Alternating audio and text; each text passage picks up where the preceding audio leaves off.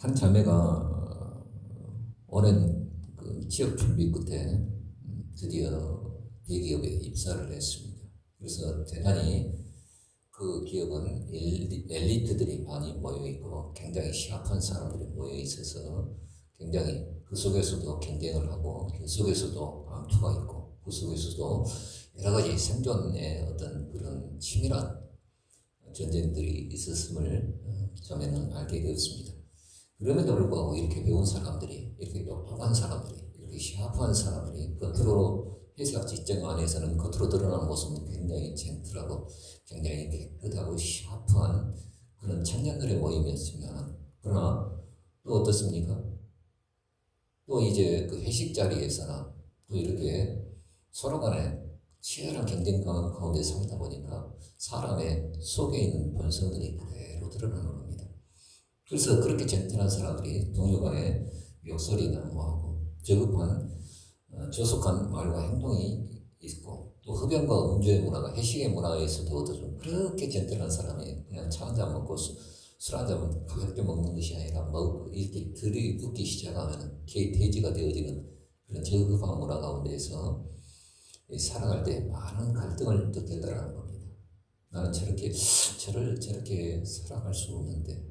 그런데 오랜 회사 생활을 하다 보니까 처음에는 불편했는데 어느새 그 직장 문화에 익숙해져 버린 자기의 모습 앞에 굉장히 마음이 상하고 또 이렇게 안 어울리다 보면은 저 사람들로부터 왕따가 되어지는 그런 조직 문화 속에서 어떻게 해야 될까 굉장히 고민을 하게 되었습니다. 그러던 중 하나님 앞에 이제 그래도 믿는지라 그 안타까움을 갖고 하나님 앞에 기도를 하는데 어느 날 저녁에 꿈을 꾸는데 비둘기 하나가 비둘기 환상이 자기에 보여지더란 겁니다. 그래서 비둘기는 깨끗하고 정결하고 다 알죠, 이미지. 그럼에도 불구하고 이 자매가 그 꿈속에 보았던 비둘기는 너무 영롱한 하얀 빛을 드러내기에 이 꿈이 하나님께서 나에게 주신 꿈이 맞을진데 이 꿈의 환상이 무엇일까? 그래서 비둘기에 대해서 사전을 찾아보고 여러 가지 검색을 해보면서 비둘기의 특성을 좀 알게 되었다는 겁니다.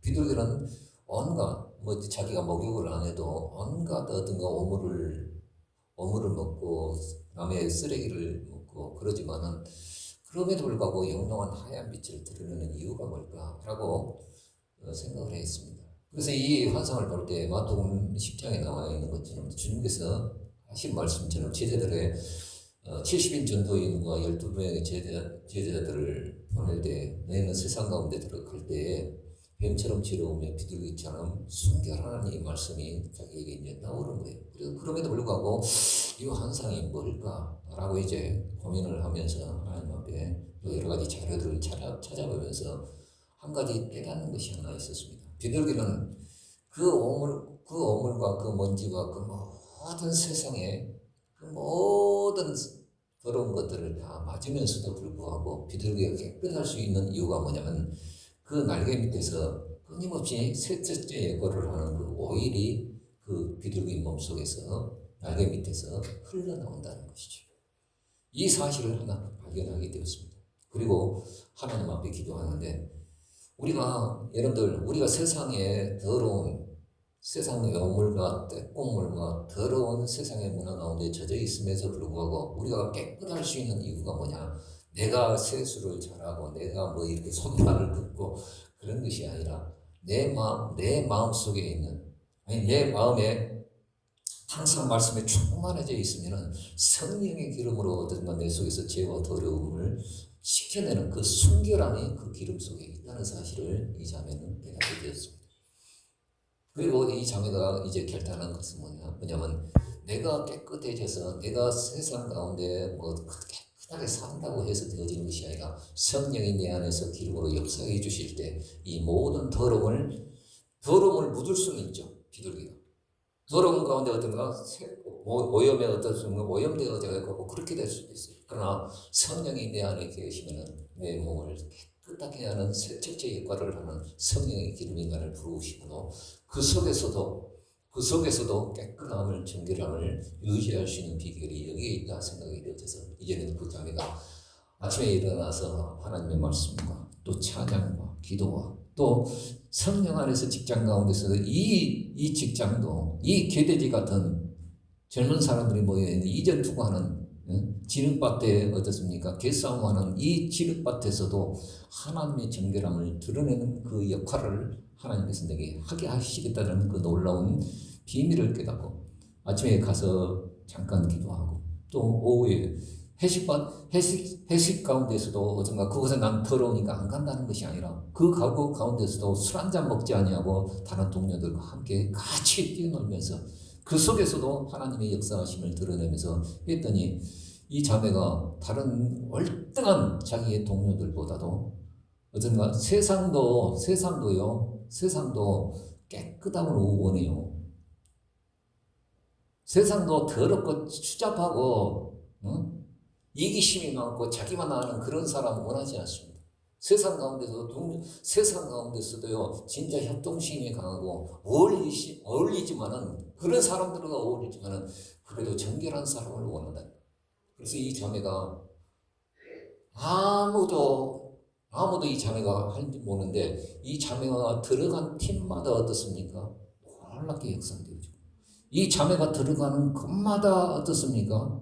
실적이 나오고 결과가 나오고 그러니까 유심히 그 대기업 안에 있는 부장이 딱 본 거예요. 가는 곳마다 역사가 납니다. 요셉이 가는 곳마다 어떻습니까?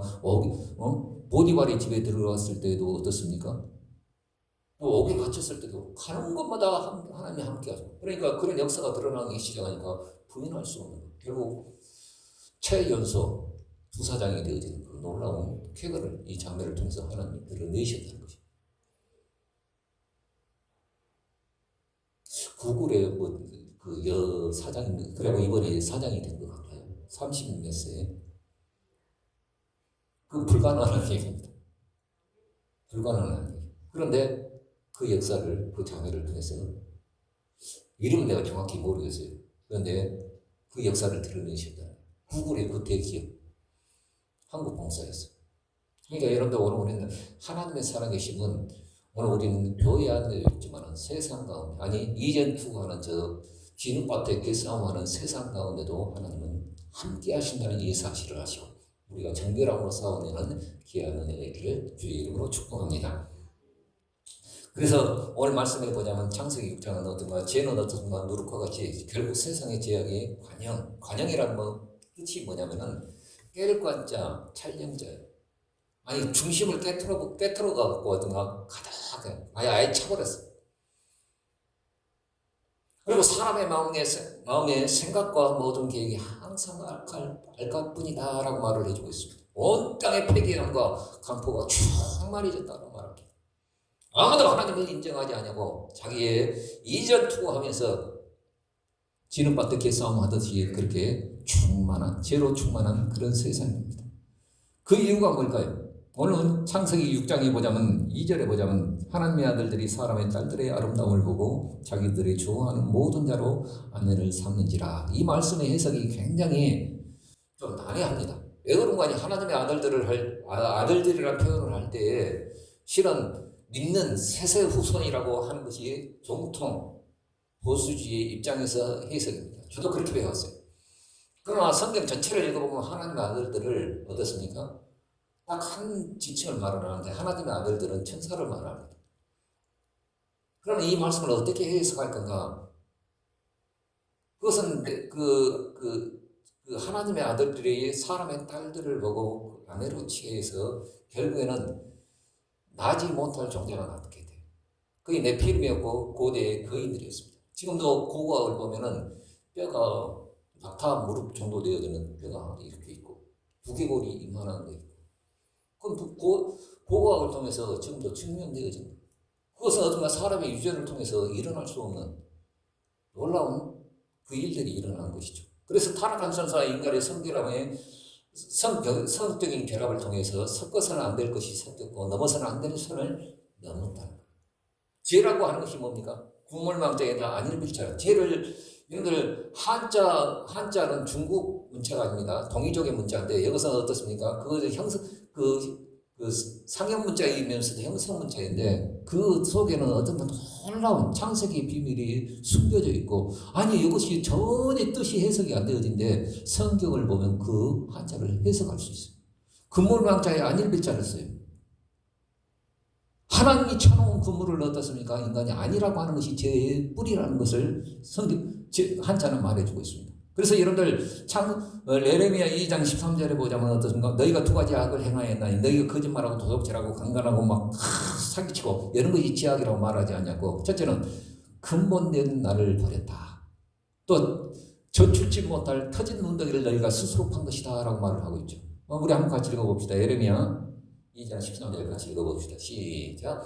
내 백성이 두 가지 악을 행하였나니 곧 생수에 거론되는 나를 버린 것과 스스로 웅덩이를 판 것인데 그것은 물을 제축지 못할 터진 웅덩이. 죄의 근본 뿌리가 뭐냐? 나 하나님 버렸다는 거예요. 그리고 저 스스로가 어떤 웅덩이를 팠는데 내 인생은 내 것이니까 내가 스스로 내 웅덩이를 파였는데 하나님 보시기에는 터진 웅덩이는 저축지 못할 터진 웅덩이에다 지금 스스로 팠다는 거예요. 그러니까 개수세죠.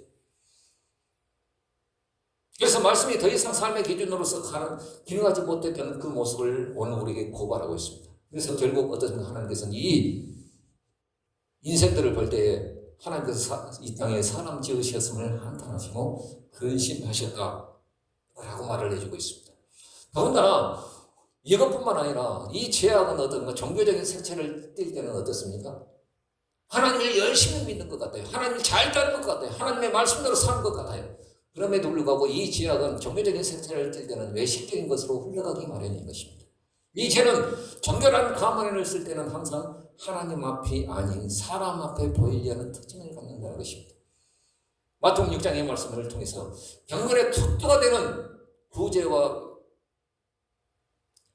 구제와 기도와 금식 마저도 실은 어떻습니까? 하나님 앞에 보이는 것이 아니라 외식 덩어리로 변질된다는 사실을 예수님은 오늘 우리에게 고발하고 있습니다.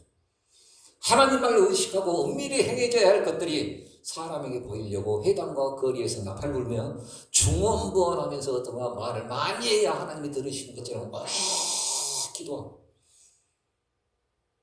또 얼굴을 흉하게 해서 어떻습니까? 금식할 때 어떻습니까? 기름 바르고 어떻습니까? 하나님 앞에 말끔한 정신으로 하나님 앞에 기도했는데 뭔가 사람에게 보이려고 얼굴을 흉하고 머리채를 흔들리면서 어떤가 억지로 어떻습니까? 나는 하나님 앞에 경건한 모습으로 하나님 앞에 금식한다는 것을 보이기 위해서 어떤가 사람에게 보이려고 금식한다는 것. 또한 신앙의 이름으로 어떤 하나님을 이용하기 때문에 돈을 좋아해서 온갖 염려와 걱정 속에 파묻혀 살고 있고, 기도마저도 어떻습니까? 이방인처럼 무엇을 먹을까, 무엇을 입을까, 무엇을 마실까 염려하며 기도하지 말라고 했는데, 이것은 다 이방인들이 기도하는 것이라고 말을 했는데, 여전히 오늘 우리는 기도의 아주 중심 테마가 된 것이 뭐냐? 무엇을 잘 먹어볼까? 무엇을 더 복받아볼까? 무엇을 더 남들처럼 레벨업 되어져서 누려볼까? 여거에 관심을 갖고 오늘 우리는 기도하고 있다는 것이죠. 눈은 우리의 등불이듯이 빛은 내 마음의 등불인데 외식함으로 어두워져 캄캄하니까 어떻습니까? 기도한다 한들, 금식한다 한들, 구제한다 한들, 열심히 신앙생활 한다 한들 내 마음에 빛이 캄캄하니까 어떻습니까? 하나님을 믿어도 여전히 깜깜하고 캄캄한 것 기정사실 아닙니까? 내 마음의 빛이 지금 어두워져 있어요. 주님이 주시는 그 말씀의 빛이 내 속에 어떻습니까? 비춰서 어두운 곳곳마다 비춰지는 것이 빛의 성질인데 이 빛이 꺼져 있다 보니까 뭐든지 하나님을 믿어도 어딘가 깜깜하고 모든 것이 캄캄해져 있다는 사실을 예수님께서 마태복음 6장을 통하여 오늘 우리에게 고발하고 있다는 것이죠. 여러분들 마태복음 6장의 말씀을 잘 읽어보세요. 그것은 우리 심령에 관한 얘기를 지금 말씀하고 계시는 겁니다. 그렇다고 한다면 어떻게 오늘 우리는 이 이전 투구하는 진흥받듯 객성하고 있는 이 세상 가운데서 어떻게 오늘 우리는 믿음으로 살아갈 것인가? 오늘 우리에게 질문을 한번 던져봐야 합니다. 에스라서 6장의 말씀을 통해서 오늘 우리에게 말씀해 주실 것은 이제 바드나와 스다를 고스네와 사마리아 총독들이 어떤가 다 그편 서쪽에 있던 그 사마리아 사람들이 이스라엘 사람들이 어떻습니까? 와서 바벨론 갑자기 70년 만에 망해버렸던 이 나라가 갑자기 와서 나라를 세우고 성을 세우고 성벽을 세우고 성전을 세우고 있으니까 어떻습니까? 같이 하자. 우리도 어차피 하나님을 믿었던 사람들이다. 라고 하니까 스룹바벨이 어떤가 이건 너희와 함께할 일이 아니다. 그리고 어떤가 딱 굳건히 세워나가죠. 그러니까 투서지를 해서 결국에는 그 모든 것을 올 수도 해놨어요. 다리오 왕 때 어떻습니까? 안 되는 거예요. 근데 투서의 말을 하기를 그 고레스, 다시 말해서 페르시아, 지금 이란 전쟁하는 나라가 이란이죠. 그 이란이 옛 이름이 뭐냐면 한번 다르서 봅시다. 페르시아. 성경에는 바사라고 나와요. 바사. 페르시아. 그 바사의 어마어마한 제국이 페르시아 제국이 어마어마한 여러분들 페르시아 제국의 그 여러분들 이란 그 가보면은 어마어마한 과학적인 기술과 과학 문명이 발전했던 그 건축의 기술과 그 어마어마한 천문학을 얻은가 이미 책으로 쓸 정도로 얻은가 어마어마한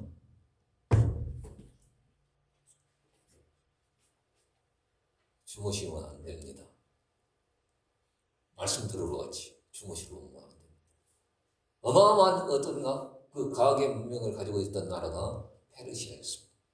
그 페르시아에 어떻습니까? 이제 다리오 왕이 투서질에 그 사람들 하는 투서의 내용 가운데 고레스가 이런 내용을 지네들이 말을 하고 있는데 과연 이것이 사실인지 사실 여부를 확인하여 주옵소서라고 투서질에 말합니다. 그러니까 일단은 올 수도 없이 시켜놓고 그 투서가 진짜인지 가짜인지 한번 분별하기 위해서 우리 고조 다리오스 왕이 한번 확인을 해본 거야.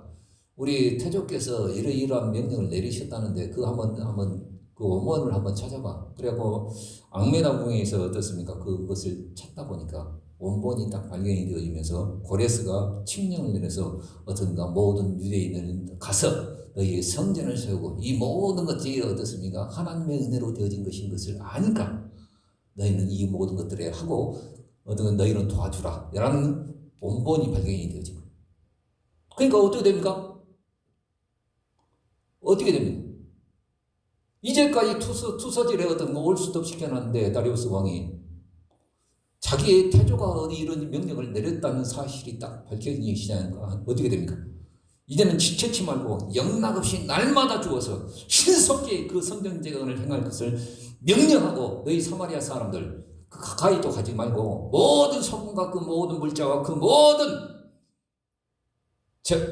재화들을 어떤가 다 대주고 다 대주고 이렇게 해갖고 어떤가 16년 동안 아무것도 흐지부지 되어졌던 그 모든 건축이 어떤가 글물살을 타서 어떤가 4년 만에 바람듯이 완공이 되어진 겁니다.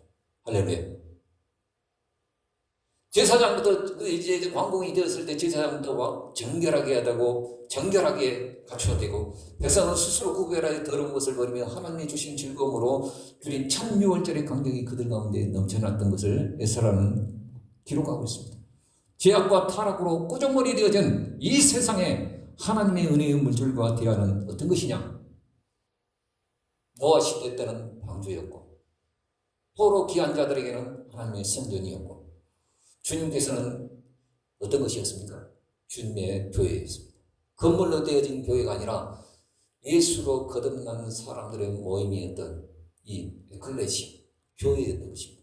이 교회가 얼마나 주님이 함께 하시는 이 교회가 어떤 곳인가 우리는 정확히 알아야 됩니다. 한번 베드로에게 주셨던 말씀 한번 같이 읽어봅시다. 마태복음 16장 말씀 같이 읽어봅시다. 시작. 너는 베드로라. 내가 이 반석 위에 내 교회를 세우리니 음부의 권세가 이기지 못하리라. 음부라고 하는 건 악한 세력이고 귀신이고 마귀의 세력들입니다. 그런데 이 마귀의 세력들이 다 이깁니다. 세상의 모든 권세가 그 안에 하나님께서 이미 주어졌기 때문입니다. 죄로 인하여 죄로 물들은 이 세상 가운데 음부의 권세는 마귀의 권세입니다. 허용하신 것이죠. 그럼에도 유일하게 세상 가운데서 그 음부의 권세가 이기지 못하는 곳이 어디입니까? 교회. 베드로가 고백했던 주는 그리스도시요 살아계신 하나님의 아들이십니다라고 고백했던 이 교회는 음부의 권세가 이기지 못한다 라고 말씀하셨습니다. 그러므로 오늘 우리는 음부의 권세가 이기지 못하는 이 교회, 오늘 우리는 어떻게 지켜내고 이 주의 몸된 교회를 이겨나갈 것인가? 이것은 오늘 우리에게 시사하는 내용들이 많아요. 왜 그런가 하니 마지막 때는 이제 이란과 미국이 전쟁하면 스가랴서의 말씀에 보자면 거의 됐다는 사실. 이란이 이제까지 전쟁에 개입이 안 돼 있습니다만은 성경의 내용들을 볼 때 스가랴서의 내용을 보면 이란이 전쟁에 참여하면은 이제는 마지막이 된 거예요. 이제까지 뭐 아프가니스탄 전쟁이나 이라크 전쟁이나 그것은 아직 아니었어요. 그러나 이란이 전쟁에 참여하면은 이런 마지막 때가 시작이 카운트다운이 됐다는 사실. 어느 성경을 보는 학자들마다 이란이 전쟁에 참여하는 주님의 오심은 가까운 것이 카운트다운이 됐다는 이 사실을 우리는 인지해야 합니다. 인지해야 돼. 이제까지 장난질 했다 한다면은 이제는 깨어서 기도해야 됩니다. 왜 그런 거니? 스가랴에서의 예언대로 이란이 바사가 참여하면은 카운트다운 되거든요. 이제 어떤 혼란한 일들이 어떻게 될지는 우리는 모릅니다. 왜 그런 거 아니? 미국이 이란을 침공하게 되어지면 러시아가 우크라이나를 이제 먹어버립니다. 왜 그런 거 아니? 그 모든 이건 요즘 전쟁은 드론 전쟁이라고 한꺼번에 막 해갖고 막 싸우는 것이 아니에요. 러시아와 우크라이나 전쟁을 봤죠. 거의 단기간에 끝날 줄 알았는데 지금 4년이 넘어갔습니다. 그럼 이란 전쟁이 있을 때 이건 어떻게 됩니까? 장기전으로 갑니다. 그러면 이제 어떻게 됩니까? 또 병력이 이쪽으로 이렇게 몰리면 어떻게 됩니까? 중국이 그동안 대만을 가시는데 대만을 먹습니다. 북한이 어떤 까부작까부작 해갖고 우리나라 먹으려고 하는데 우리는 지금 굉장히 위험한 상황에 있는 겁니다. 그러죠? 지정학적으로 보자면 이건 보이는 판세예요. 그나마 이재명 대통령의 강골이어갖고 그렇게 하는데 저 태극기 집회하는 놈들이나 그런 놈들이 가만히 있지를 않은 거예요. 오늘 우리는 깨어서 기도해야 합니다. 교회가 진짜 무엇을 붙들고 무엇을 선포해야 되고 무엇을 해야 될지 오늘 우리는 분명히 알아야 합니다. 그럼 오늘 우리는 어떻게 할 건가? 사도행전 6장의 말씀해 보자면 갑자기 늘어난 사람들로 인해서 헬라파 가부들의 구제 문제로 어떤가 교회가 섭섭하기가 싹 스며들어서 틈을 탑니다. 그런데 베드로는 어떤가 우선순위의 부재로 보고 말씀과 기도에 전무합니다. 왜 그런가 하니 베드로가 거기에 개입을 하게 되어지면 왜 너는 헬라파 가부들한테 그렇게 둬? 당신 히브리 사람 유대인이잖아. 손은 안으로 꼽아야지 왜 그렇게 해? 그러면 어딘가 서로 또 이전 투구하면서 어딘가 개싸움이 되어진 거예요. 그런데 베드로가 이것을 딱 손을 떼면서 7집사를 선포하면서 성령과 말씀과 은혜로 충만한 7집사를 딱 선출을 합니다. 그리고 그 문제를 맡기게 되어집니다. 문제 자체와 그 문제의 뿌리를 분별하는 지혜가 베드로에게 성령께서 가르쳐 주신 것이죠. 말씀의 집중과 또 공개의 리더십의 구조로 두 날개의 시스템으로 어떤가 초대교회를 이끌어갑니다. 이 일로 하나님의 말씀은 더 왕성해졌고 허다한 제사장의 무리가 복음에 복종하는 놀라운 역사도 일어났습니다. 그런데 중요한 것은 7집사가 봉사의 직무이죠. 그래서 공개하는 일을 하고 구제하는 일을 해야 함에도 불구하고 그 7집사님마저도 어떻습니까? 말씀 선포의 가장 주된 원인, 그 주된 직무를 놓치지를 않았습니다. 스데반 집사님은 말씀 전하다가 어떻습니까? 돌에 맞아 죽었고 또 어떻습니까? 또 빌립 집사님은 사마리아 전도에 최선봉했었고 그래서 은혜와 권능이 충만했다는 이 사실을 우리는 기억하셔야 됩니다. 늘 제약에 관영하는 세상 가운데서 제약이 관영했다 했어요. 아까 창세기 6장의 말씀에 보면 아니 중심을 깨트려 가지고 온통 어떻습니까? 제약이 가득 찼어요. 지금 충만했단 말이죠. 제약이. 그러면 이것을 이길 수 있는 방법은 뭐겠습니까? 우리도 다른 것으로 충만해야 해요. 그건 뭐냐면 말씀과 기도와 은혜와 성령의 충만함으로 우리가 충만해졌을 때 그것을 이겨나갈 수 있는 비둘기의 자체 속에서 기름으로 역사하는 순결한 기름이 나와서 그 모든 더러움을 씻어내듯이 비가 와도 더러운 비가 와도 기름이 있으니까 싹 씻겨나가요. 비둘기요. 그러면 오늘 우리는 그 은혜의 충만이 오늘 우리 가운데 있어야 된다는 것입니다. 오늘 말씀을 들을 때 창조 질서를 무너뜨리는 부패와 폭력이 난무하는 이 시대에 또 이성과 타락의 틈막을 속에서 주의 원하는 뜻은 무엇이겠습니까? 그건 네가 거룩해야 된다는 거예요. 하나님의 온전하심과 같이 너희가 거룩하라. 이것이 주의 뜻입니다. 우리 고린도후서 11장 2절의 말씀 한번 같이 읽어볼까요? 시작. 하나님의 열심으로 너희를 위하여 열심 내노니 내가 너희를 정결한 처녀로 한 남편인 그리스도께 드리려고 충매함이니라.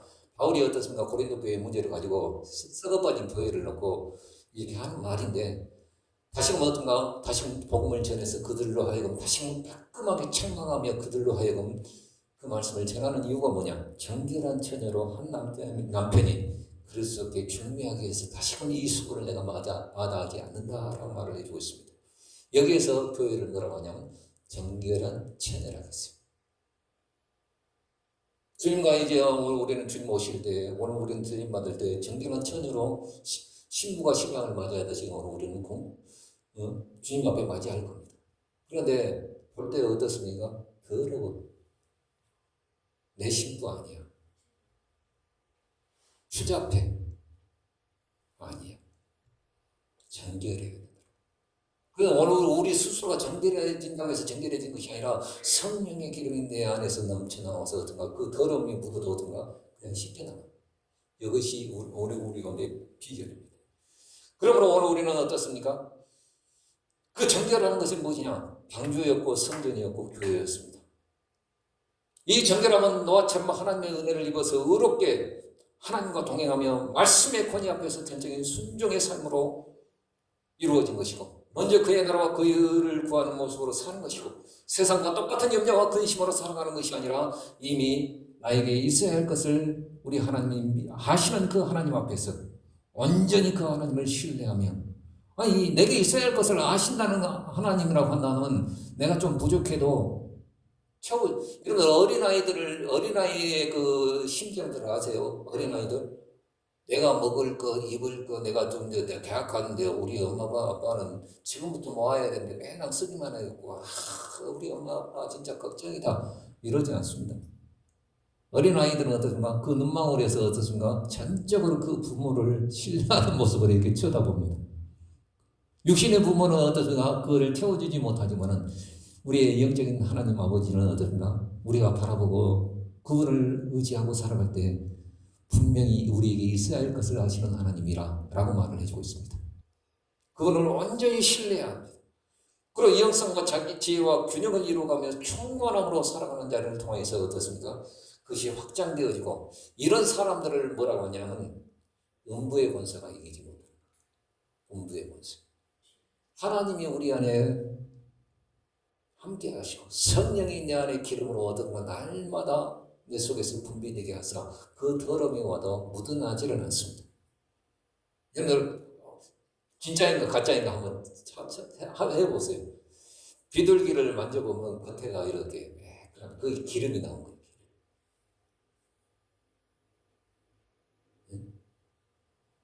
개기름이 아니라 진짜 기름이 나온다니까요.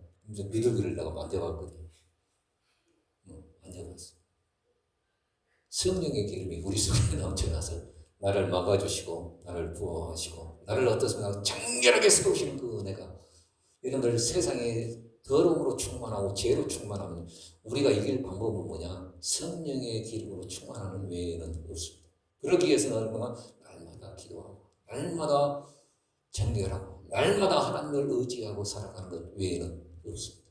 이런 능력이 오늘 우리 속에 있기를 주의 이름으로 축원드립니다. 여러분들 세상 가운데서 이전투망하고